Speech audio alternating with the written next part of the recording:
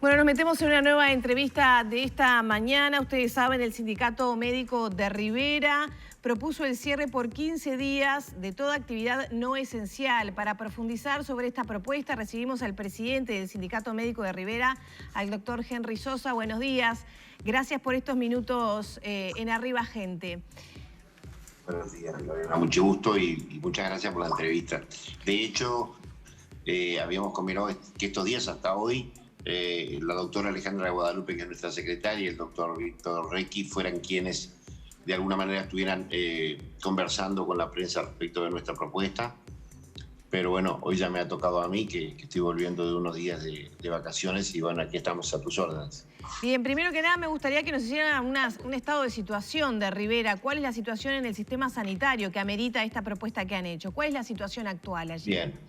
En realidad Rivera ha tenido, como el resto del país, un aumento muy significativo de casos a partir de noviembre. En el mes de noviembre los casos comienzan a aumentar de manera significativa, y esto hace que de a poco el número de casos vaya ascendiendo a nivel país para parapetarnos en el primer lugar del índice de Harvard más alto desde los días de mediados de noviembre. En ese sentido, la preocupación es que ha aumentado claramente los casos en el correr de este tiempo. Hoy, 13 de enero, estamos hablando de que hay 468 positivos al día de ayer, de que el índice de Harvard bordea los 50 puntos, casi el doble de lo que significa el valor rojo. Y está mostrando una dinámica de aumento de casos muy preocupante.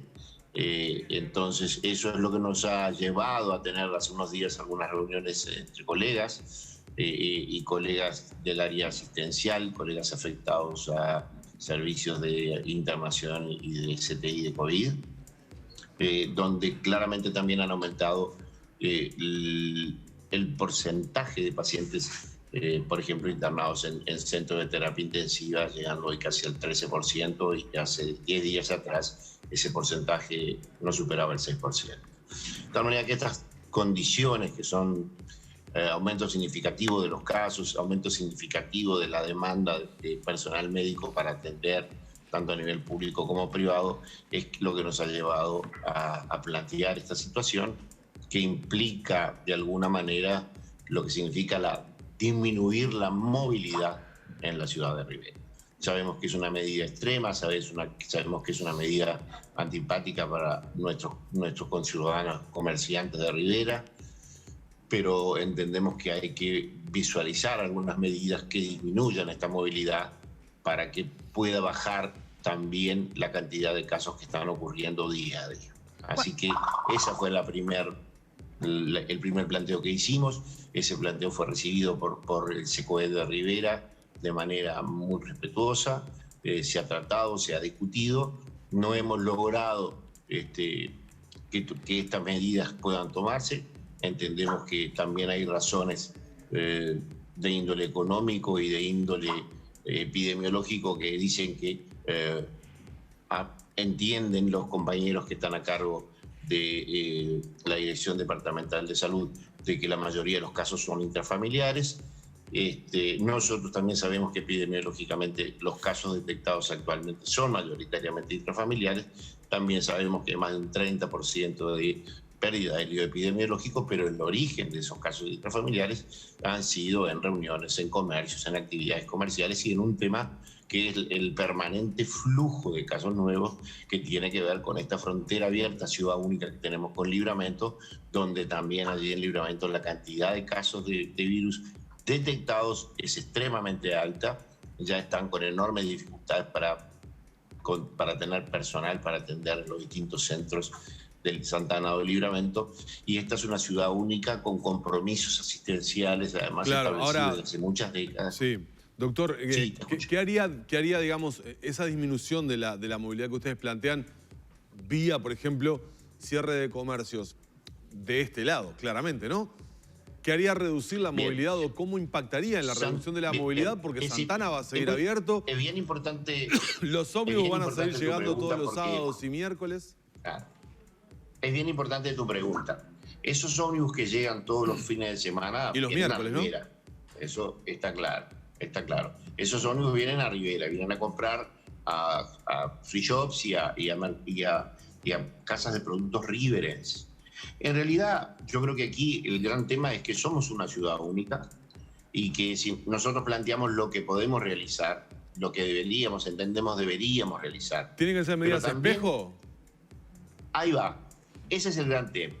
Si nosotros no logramos que Libramento tenga medidas paralelas a estas, medidas espejo a estas, es muy difícil lograr disminuir la movilidad general porque es una ciudad única. Es una ciudad única absolutamente interrelacionada.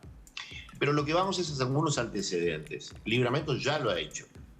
Una enorme cantidad de veces han cerrado. Sí. Por días, semanas, algunos días. Han tenido también protocolos de cierre a determinada hora de la noche de las actividades. Es decir, esto ellos lo hacen porque además el municipio de Libramento tiene la capacidad de decretar estas acciones, cosa que el municipio en Uruguay, porque la Intendencia de Rivera no lo puede hacer y requiere de medidas nacionales. Entonces, lo que nosotros estamos motivando permanentemente al SECOED, a las autoridades, es a buscar ese interrelacionamiento más intenso, que no está siendo fácil con Libramento, para que las medidas que se tomen sean medidas de espejo y lograr disminuir la movilidad de toda la ciudad única, Rivera y Santana de Libramento, para que esta disminución de casos de hecho se pueda dar, porque estando siempre en este tema, en este límite de casi 500 casos, doctor, es preocupante. Claro. Es preocupante y el gran problema es el nivel de respuesta médica a los casos que comienzan a aparecer. Claro. Doctor, en su momento, con muchísimo menos cantidad de casos, se había instalado una comisión binacional para trabajar en el tema. Bien. ¿Esa comisión está funcionando? Sí, le puedo hacer un breve relato histórico de esta situación porque nosotros la vivimos, la acompañamos en aquel caso. Recordamos muy bien el doctor Salinas, el ministro, cuando los primeros casos de Rivera comienzan a aparecer, se dedica durante 40 días para lograr un convenio binacional para hacer de alguna manera un trabajo conjunto, sí, tanto en el seguimiento de casos como en el pesquisamiento y los mecanismos de detección, es decir, los test. Eso demoró 40 días para realizarse. Luego esos 40 días, que estamos hablando ya además del mes de fines de abril o mediados de abril, se logró de alguna manera compatibilizar los esquemas de trabajo. Luego de eso se fue haciendo cada vez más difícil ese trabajo conjunto. Brasil siempre tiene alguna excusa al respecto de las dificultades, de que no le llegan materiales, de que no tienen cantidad suficiente de PCR. Es decir, ha sido muy difícil. Yo sé que lo han intentado titánicamente, tanto desde Rivera como desde el Ministerio de Salud Pública de Montevideo, y eso no se ha logrado. Así que ese es uno de los puntos más delicados de toda esta situación. Ya en el cierre de esta charla, doctor, si no se aplican esas medidas que ustedes proponen, esa coordinación más intensa, binacional en esta ciudad integrada, ¿qué perspectivas plantean para las próximas semanas, ya con los números actuales? El asunto, bien, Lorena, yo creo que lo importante es entender qué es lo que pasa en Rivera que no pasa en el resto del país.